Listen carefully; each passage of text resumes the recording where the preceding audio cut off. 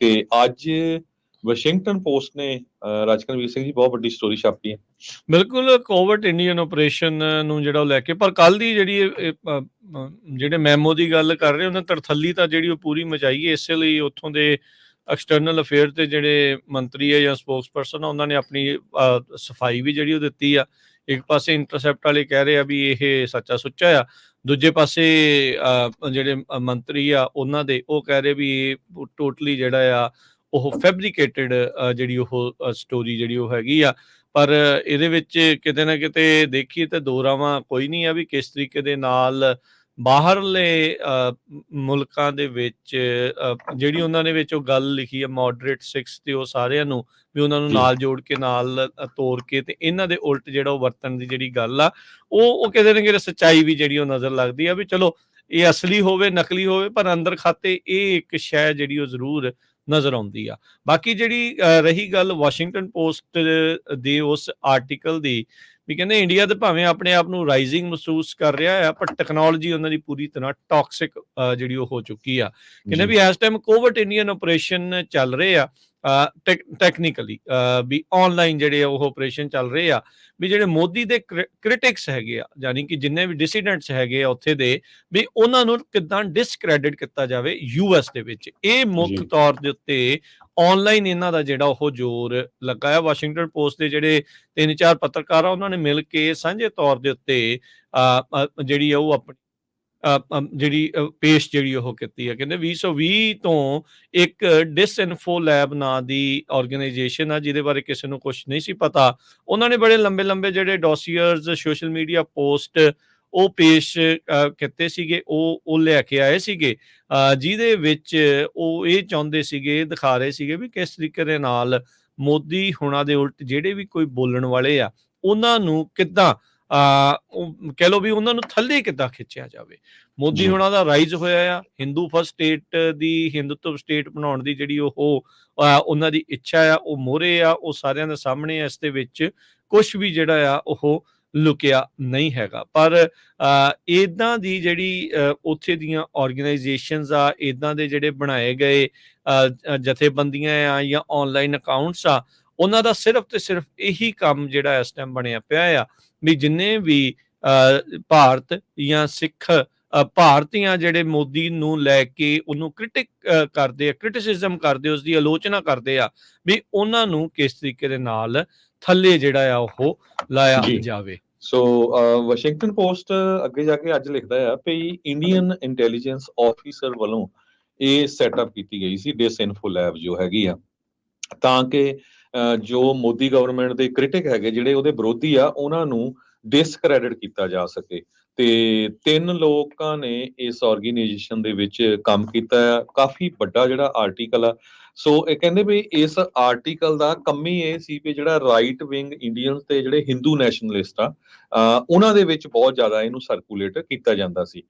ਖਾਸ ਕਰਕੇ social media ਦੇ ਜਿਹੜੇ ਹਾਈ ਪ੍ਰੋਫਾਈਲ ਫਿਗਰਸ ਜਿਨ੍ਹਾਂ ਦੀ ਬਹੁਤ ਜ਼ਿਆਦਾ ਫੋਲੋਇੰਗ ਹੈਗੀ ਆ ਐਕਸ ਦੇ ਉੱਤੇ, ਜੋ ਟਵਿੱਟਰ ਆ, ਤੁਸੀਂ ਦੇਖਿਆ ਹੋਣਾ ਇੱਕ ਭਾਰਤੀ ਮੂਲ ਦੀ ਐਕਟਰੈਸ ਵੀ ਉਹ ਬਹੁਤ ਜਿਹੜਾ ਆ ਗੰਦ ਪ੍ਰਚਾਰਦੀ ਰਹਿੰਦੀ ਆ, ਕੰਗਣਾ ਰਣੌਤ ਨਾਮ ਦੀ ਬੀਬੀ ਜਿਹੜੀ ਹੈਗੀ ਆ ਇਹ। ਤੇ ਇਸ ਤੋਂ ਬਿਨਾਂ ਵਾਸ਼ਿੰਗਟਨ ਪੋਸਟ ਨੇ 1 ਲੱਖ ਦੇ ਕਰੀਬ ਜਿਹੜੀਆਂ ਪੋਸਟ ਸੀਗੀਆਂ ਉਹਨਾਂ ਦਾ ਐਨਾਲਿਸਿਸ ਕੀਤਾ, ਜਿਹੜੀਆਂ ਡਿਸਇਨਫੋ ਲੈਬ ਦੀਆਂ ਪੋਸਟ ਕੀਤੀਆਂ ਸੀਗੀਆਂ ਟਵਿੱਟਰ ਦੇ ਉੱਤੇ। ਤੇ ਕਹਿੰਦੇ ਵੀ ਪੂਰੀ ਜਿੱਦਾਂ ਅੱਗ ਲਾਊ ਇਹ ਜਿਹੜੀਆਂ ਪੋਸਟ ਸੀਗੀਆਂ ਮਿਨੋਰਿਟੀਜ਼ ਦੇ ਤੇ ਹਿੰਦੂਆਂ ਦੇ ਵਿੱਚ ਪੂਰਾ ਜਿਹੜਾ ਪਾੜਾ ਪਾਉਣ ਦੇ ਲਈ। ਜੀ ਉਹ ਦੇਖੋ ਵੀ ਇਹ ਕਿਸ ਤਰੀਕੇ ਦੇ ਨਾਲ ਇਹਨਾਂ ਨੇ ਸੰਸਥਾਵਾਂ ਜਿਹੜੀਆਂ ਹਰਜੋਤ ਸਿੰਘ ਜੀ ਖੜੀਆਂ ਕਰਤੀਆਂ, ਉਹ ਲੋਕਾਂ ਨੂੰ ਡਿਸਕ੍ਰੈਡਿਟ ਜਿਹੜੀਆਂ ਕਰ ਰਹੀਆਂ। ਜੇ ਕੋਈ ਬੋਲਦਾ ਆ ਤੇ ਜਿਹੜੇ ਟਰੋਲਸ ਅਕਸਰ ਆਪਾਂ ਦੇਖਦੇ ਆ ਜਾਂ ਕੋਈ ਤਸਵੀਰਾਂ ਤੁਹਾਨੂੰ ਜਿਹੜੀਆਂ ਆਉਂਦੀਆਂ ਜਾਂ ਉਹ ਤੁਹਾਨੂੰ ਤੰਗ ਪਰੇਸ਼ਾਨ ਕਰਨ ਵਾਲੀਆਂ, ਉਹ ਇਹੋ ਜਿਹੀਆਂ ਆਰਗੇਨਾਈਜੇਸ਼ਨਸ ਦਾ ਹੀ ਕੰਮ ਜਿਹੜਾ ਹੁੰਦਾ ਹੈ, ਉੱਥੋਂ ਜਿਹੜੀਆਂ ਇਹਨਾਂ ਨੇ ਧੋਰੀਆਂ ਹੋਈਆਂ ਆ।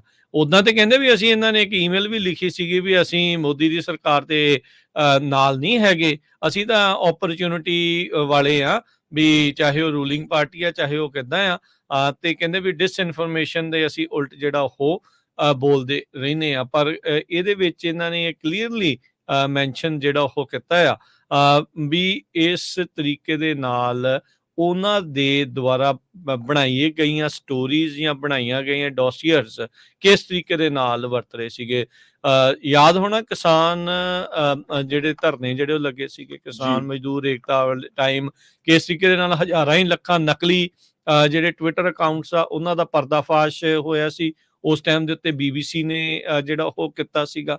ਸੋ ਇਹ ਸਾਰੀਆਂ ਚੀਜ਼ਾਂ ਜਿਹੜੀਆਂ ਆ ਇੱਥੇ ਪੈਰਲਲੀ ਇਸ ਟਾਈਮ ਚੱਲ ਰਹੀਆਂ ਆ। ਸੋ ਇਹ ਬਹੁਤ ਹੀ ਗੁੱਝੇ ਤਰੀਕੇ ਦੇ ਨਾਲ ਜਿਹੜਾ ਵੀ ਕੋਈ ਬੋਲ ਰਿਹਾ ਆ ਉੱਥੇ ਹੱਕਾਂ ਦੀ ਗੱਲ ਕਰਦਾ ਹੈ, ਤੇ ਜਾਂ ਫਿਰ ਮੋਦੀ ਹੁਣਾਂ ਦਾ ਜਾਂ ਇੰਡੀਆ ਦਾ ਕ੍ਰਿਟਿਸਿਜ਼ਮ ਕਰਦਾ ਆ, ਉਸ ਨੂੰ ਡਿਸਕ੍ਰੈਡਿਟ ਕਰਨਾ, ਚਾਹੇ ਉਹ ਆਪਸੀ ਉਹਨਾਂ ਨੂੰ ਵੱਖਰੇ ਮਸਲਿਆਂ ਦੇ ਵਿੱਚ ਉਲਝਾ ਲਿਆ ਜਾਂਦਾ ਆ, ਲੋਕਾਂ ਨੂੰ ਇੱਕ ਦੂਜੇ ਦੇ ਉਲਟ ਜਿਹੜਾ ਉਹ ਕਰ ਦਿੱਤਾ ਜਾਂਦਾ ਆ।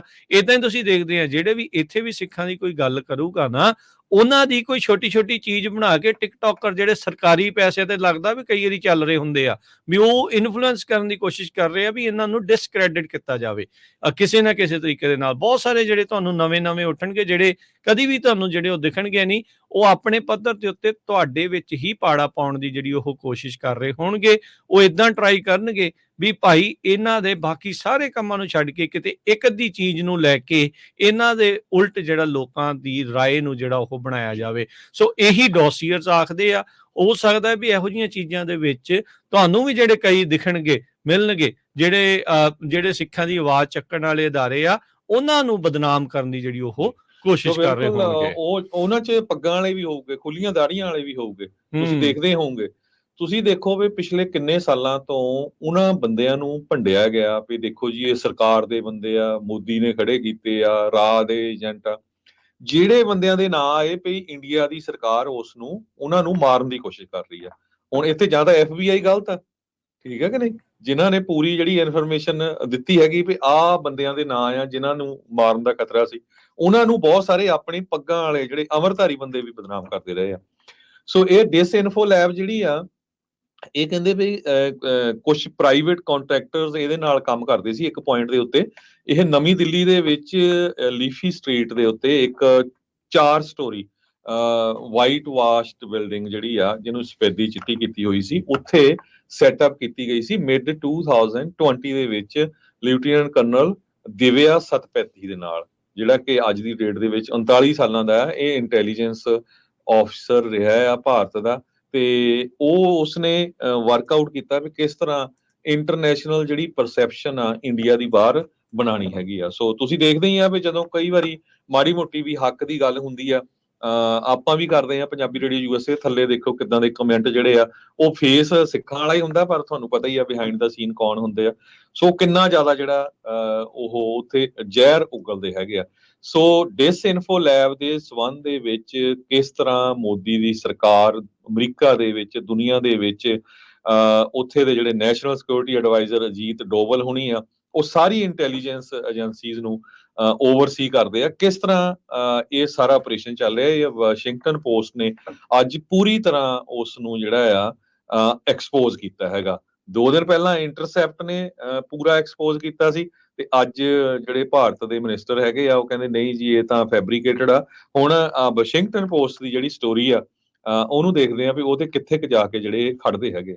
ਜੀ, ਵਾਸ਼ਿੰਗਟਨ ਪੋਸਟ ਨੇ ਇਹਨਾਂ ਦੇ ਜਿਹੜੇ ਟੌਕਸਿਕ ਟੈਕ ਦੇ ਅਧੀਨ ਇਸ ਤੋਂ ਪਹਿਲਾਂ ਵੀ ਕਈ ਜਿਹੜੀਆਂ ਸਟੋਰੀਜ਼ ਇੰਡੀਆ ਵਾਲੇ ਪੱਖ ਤੋਂ ਉਹਨਾਂ ਨੇ ਪੇਸ਼ ਕੀਤੀਆਂ ਹੈਗੀਆਂ ਵੀ ਕਿਸ ਤਰੀਕੇ ਦੇ ਨਾਲ ਮੋਦੀ ਦੀ ਇਮੇਜ ਨੂੰ ਵਾਈਟ ਵਾਸ਼ ਕਰਨ ਦੀ ਜਿਹੜੀ ਆ ਉਹ ਕੋਸ਼ਿਸ਼ ਕਰ ਰਹੇ ਆ ਵੀ ਇਹ ਐਡਾ ਦੁੱਧ ਧੋਤਾ ਆ ਵੀ ਇਹ ਕੋਈ ਚੀਜ਼ ਗਲਤ ਕਰ ਹੀ ਜਿਹੜਾ ਉਹ ਨਹੀਂ ਸਕਦਾ। 370 ਦਾ ਦੁਬਾਰਾ ਸੁਪਰੀਮ ਕੋਰਟ ਨੇ ਦੱਸ ਹੀ ਦਿੱਤਾ ਉੱਥੇ ਕੀ ਕੁਛ ਜਿਹੜਾ ਉਹ ਹੋ ਰਿਹਾ ਆ। ਸੋ ਇਹ ਤਾਂ ਲੋਕ ਉੱਥੇ ਭੁੱਲ ਹੀ ਜਾਣ ਵੀ ਕਿਤੇ ਹੱਕਾਂ ਦੀ ਗੱਲ ਵੀ ਕਿਸੇ ਦੀ ਜਿਹੜੀ ਉਹ ਉੱਥੇ ਚੱਲੇਗੀ। ਸੋ ਅੱਜ ਕੱਲ ਬਹੁਤ ਸਾਰੇ ਜਿਹੜੇ ਨਵੇਂ ਅਦਾਰੇ ਆ ਉਹ ਸਾਡੇ ਖਿਲਾਫ ਵੀ ਕਈ ਬੋਲਣ ਵਾਲੇ ਤੁਹਾਨੂੰ ਜਿਹੜੇ ਉਹ ਮਿਲਣਗੇ, ਇਦਾਂ ਦੇ ਵੀ ਬਹੁਤ ਜਿਹੜੇ ਉਹ ਹੋਣਗੇ। ਜਿਹੜੇ ਸਕੈਮ ਉੱਥੋਂ ਚੱਲਦੇ, ਇੰਨੇ ਸਕੈਮ ਚੱਲਦੇ ਆ ਆਨਲਾਈਨ ਵਾਲੇ, ਉਹ ਤੁਹਾਡੇ ਜਿਹੜੀਆਂ ਆਈਡੀਜ਼ ਆ ਉਹਨਾਂ ਨੂੰ ਕਲੋਨ ਕਰਕੇ ਬਾਅਦ ਚ ਕਈ ਕੁਛ ਪੁੱਠੀਆਂ ਸਿੱਧੀਆਂ ਚੀਜ਼ਾਂ ਤੇ ਬਹੁਤਿਆਂ ਵਾਰੀ ਤਾਂ ਜਿਹੜੇ ਉਹ ਪੈਸੇ ਪੂਸੇ ਮੰਗਣ ਵਾਲਾ ਕੰਮ ਹੀ ਜਿਹੜਾ ਉਹ ਉਹਨਾਂ ਨੇ ਕੀਤਾ ਹੁੰਦਾ। ਸਭ ਲੋਕਾਂ ਨੂੰ ਉਲਝਾਉਣ ਦੀਆਂ ਜਿਹੜੀਆਂ ਆ ਸਾਜ਼ਿਸ਼ਾਂ ਜਿਹੜੀਆਂ ਉਹ ਚੱਲ ਰਹੀਆਂ ਟੈਕਨੋਲੋਜੀ ਦਾ ਸਹਾਰਾ ਜਿਹੜਾ ਉਹ ਲੈ ਕੇ। ਸੋ ਆਪਾਂ ਨੂੰ ਬਹੁਤ ਹੀ ਜਿਹੜਾ ਉਹ ਸਤਰਕ ਰਹਿਣ ਦੀ ਜਿਹੜੀ ਉਹ ਜ਼ਰੂਰਤ ਹੈਗੀ ਆ। ਉਧਰ ਆਪਣੇ ਗਵਾਂਢੀ ਮੁਲਕ ਤੋਂ ਵੀ ਇਹ ਖਬਰ ਆ ਰਹੀ ਆ, ਬਾਜ਼ ਨਿਊਜ਼ ਵਾਲੇ ਜਿਹੜੇ ਰਿਪੋਰਟ ਕਰ ਰਹੇ ਆ ਵੀ 2022 ਦੀ ਜਿਹੜੀ ਕੰਜ਼ਰਵੇਟਿਵ ਪਾਰਟੀ ਦੀ ਉੱਤੇ ਲੀਡਰਸ਼ਿਪ ਰੇਸ ਸੀਗੀ, ਉਹਦੇ ਵਿੱਚ ਉਹਨਾਂ ਨੇ ਮੈਂਬਰਸ਼ਿਪਾਂ ਖਰੀਦੀਆਂ ਤੇ ਇੱਕ ਕੈਂਡੀਡੇਟ ਨੂੰ ਅੰਡਰਮਾਈਨ ਕਰਕੇ ਦੂਜੇ ਨੂੰ ਜਿਹੜਾ ਉਹ ਤਾਂ ਜਿਹੜਾ ਚੜਾਇਆ।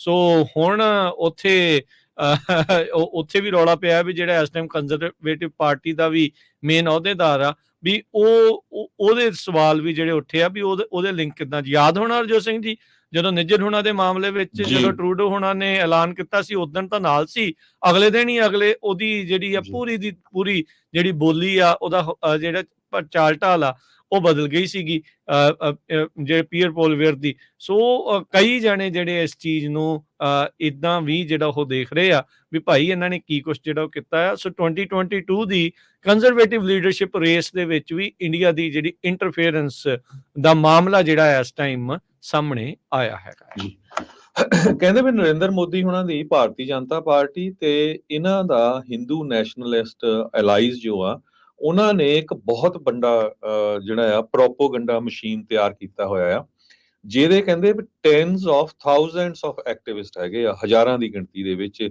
ਲੱਖਾਂ 'ਚ ਆਪਾਂ ਕਹਿ ਸਕਦੇ, ਜਿਹੜੇ ਡਿਸਇਨਫੋਰਮੇਸ਼ਨ ਫੈਲਾਉਂਦੇ ਹੈਗੇ ਆ ਤੇ ਰਿਲੀਜੀਅਸ ਜਿਹੜਾ ਆ ਡਿਵੀਜ਼ਨ ਪੈਦਾ ਕਰਦੇ ਹੈਗੇ। WhatsApp ਦੇ ਉੱਤੇ ਵੀ ਆ, ਪੇਰੈਂਟ ਕੰਪਨੀ ਮੈਟਾ, ਇਹ ਸਾਰਾ ਕੁਝ ਵਾਸ਼ਿੰਗਟਨ ਪੋਸਟ ਨੇ ਅੱਜ ਲਿਖਿਆ। ਸੋ ਜਿਸ ਤਰ੍ਹਾਂ ਆਪਾਂ ਤੁਹਾਡੇ ਨਾਲ ਡਿਸਕਸ ਕੀਤਾ ਸੀ ਵੀ ਉਹ ਹੁਣ ਸਿੱਖਾਂ ਦੇ ਵਿੱਚ ਵੀ ਕਿਹੜੇ ਜਿਹੜੇ ਮੋਡਰੇਟ ਸਿੱਖ ਆ, ਕਿਹੜੇ ਜਿਹੜੇ ਆਜ਼ਾਦੀ ਦੀ ਗੱਲ ਕਰਦੇ, ਉਹਨਾਂ 'ਚ ਵੀ ਪਾੜਾ ਪਾਉਣ ਦੀ ਗੱਲ ਕਰ ਰਹੇ ਹੈਗੇ ਆ।